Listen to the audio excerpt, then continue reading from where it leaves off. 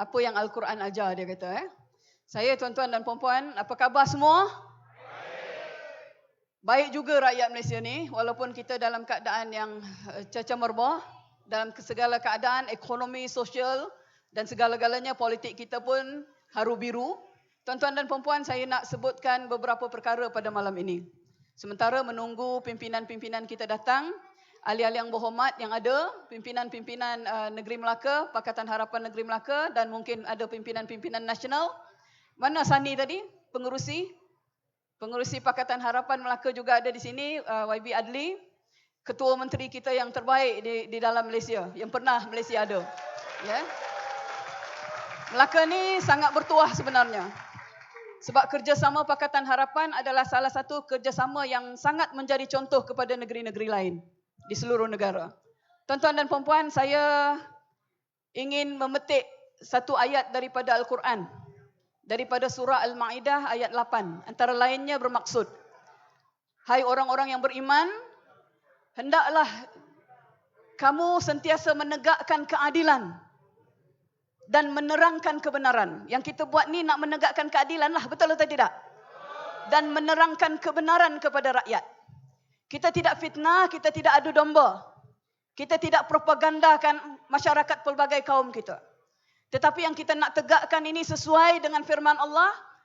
Hendaklah kita sentiasa menegakkan keadilan dan menerangkan kebenaran. Dan inilah yang sekarang ini kita sahut.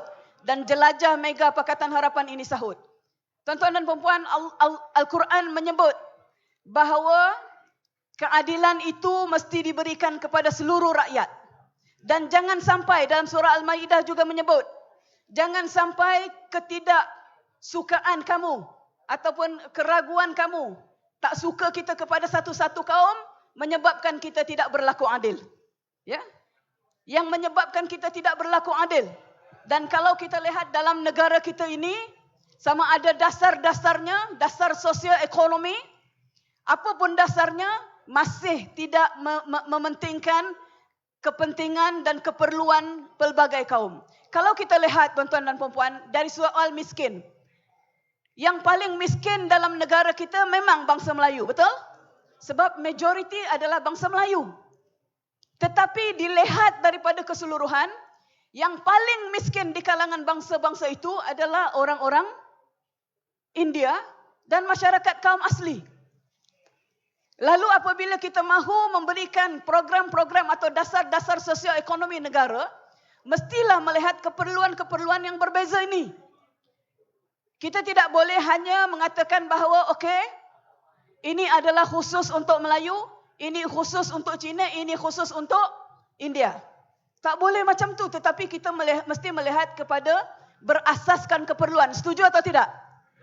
Kalau yang miskin, yang susah itu daripada kaum Cina, kita tolong. Sebab bukan semua orang Cina itu daripada masyarakat tauke besar. Begitu juga orang-orang India. Bukan semua masyarakat India itu daripada orang-orang yang terpelajar, yang beruntung, kemudian bila jadi peguam ataupun jadi doktor. Bukan semua mereka itu bernasib baik. Begitu juga orang Melayu. Tetapi negara kita ini, tuan-tuan dan puan-puan, walaupun diperintah oleh kebanyakannya pemimpin-pemimpin Melayu dan Islam, tetapi keadilan yang dituntut di dalam surah Al-Ma'idah itu langsung tidak dapat ditegakkan. Malulah kita bangsa Melayu dan Islam, betul atau tidak?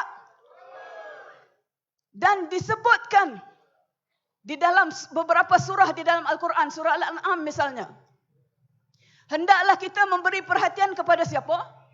Kepada orang-orang yang susah, orang-orang yang miskin, golongan mustad'afin, iaitu golongan yang tertindas, golongan yang memang susah. Ini seruan di dalam Al-Quran. Al-Quran yang menjadi kitab rujukan kepada bangsa Melayu dan Islam. Tetapi adakah itu betul-betul dipraktikkan? Hampir tidak. Ya, hampir tidak. Dan disebutkan di dalam Al-Quran supaya kita menyatukan semua, bukan memecah belahkan. Dan jangan kerana untuk kepentingan kita, kita akan melakukan fitnah dan adu domba. Betul? Tuan-tuan dan puan-puan, apa masalah negara kita sekarang? Apa masalah sebenar negara kita? Rasuah, yang membawa kepada ketirisan disebutkan oleh tak apalah, mantan YB Sofi tadi. 1 trilion habis tiris. Apa lagi masalah? Ada 2 masalah negara kita. 1, rasuah dan ketirisan. Dan selagi UMNO Barisan Nasional tidak direhatkan daripada pintu-pintu kuasa, mereka akan kekal melakukan ini. Yang kedua apa dia? Propaganda kaum dan agama. Betul? Inilah yang menghalang kemajuan dalam negara kita. Kita ada pemimpin-pemimpin politik yang 60 tahun berkuasa. Parti dinosaur itu yang telah 60 tahun berkuasa. Dengan rakan-rakannya juga 60 tahun lebih. Dinosaur juga. Mereka tidak memberikan keadilan kepada semua. Bahkan mereka menyalahgunakan kuasa. PAS contohnya. Apabila mereka menjadi kerajaan, apa yang mereka buat dalam memartabatkan Islam? Haji Hadi Awang, Presiden PAS mengatakan, berikan PAS kuasa, berikan kemenangan kepada PAS kerana hanya PAS yang boleh menjaga Islam. Saya nak tanya orang-orang Melaka. Pada masa Barisan Nasional memerintah, cabutan judi, Eko. Dia berikan 22, cabutan setahun. Apabila Pakatan Harapan memerintah, kita nak galakkan supaya rakyat lebih hidup sejahtera. Kurangkan judi, kurangkan minum arak. Maka diturunkan cabutan judi Eko daripada 22 ke 8. Tetapi apabila Haji Hadi, dia kan mengaku, jangan lupa tuan-tuan dan puan-puan, ni rakan-rakan kita, pemimpin ahli-ahli PAS, saya merayu. Fikirlah betul-betul. Haji Hadi sendiri mengaku bahawa dialah yang merancang untuk membuat rompakan mandat rakyat dan menubuhkan kerajaan tebuk atap. Halalkah haram? Halalkah haram? Rakyat dah memilih. Kamu patut bersabar Hadi, tapi kamu tak boleh sabar. Kamu rampas mandat rakyat. Tetapi apa yang kamu buat dalam menjaga martabat Islam? Tak ada apa. Daripada 8 cabutan judi itu, jadi kepada naik balik ke 22. Saya nak tanya rakyat Melaka, adakah itu memartabatkan Islam atau tidak? Membohongi umat Islam lagi lah mereka lakukan, betul atau tidak? Tuan-tuan dan puan-puan, saya sebutkan tadi. Tolong ulang kepada seluruh masyarakat kita, seluruh teman-teman kita dan ahli keluarga kita. Malaysia ini ada 2 masalah besar. 1, rasuah dan salah guna kuasa. Politikus-politikus keparat, pencuri, perompak, perasuah, pengkhianat. Dan yang kedua adalah propaganda kaum dan agama. Tuan-tuan dan puan-puan, mari kita betul-betul luruskan pandangan kita. Politik bernegara, ulang betul-betul balik kepada anak-anak kita dan seluruh kaum kerabat kita, seluruh jiran tetangga kita. Politik bernegara dan politik pilihan raya umum ke-15. 1 minit je lagi. Saya baru nak masuk gear. Sebentar, sabar.